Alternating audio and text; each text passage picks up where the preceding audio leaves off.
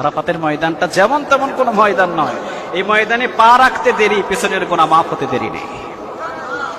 বিশ্বনবীজি বললেন, হজের কোন নিয়ম কানুন যদি কেউ নাও মানতে পারে, হজের কোন নিয়ম কানুনের ভিতরে যদি কেউ অসুস্থ থাকে, হজের কাজের সময় যদি কেউ শারীরিকভাবে দুর্বলতা থাকে, অসুস্থ থাকে, ওই বাদ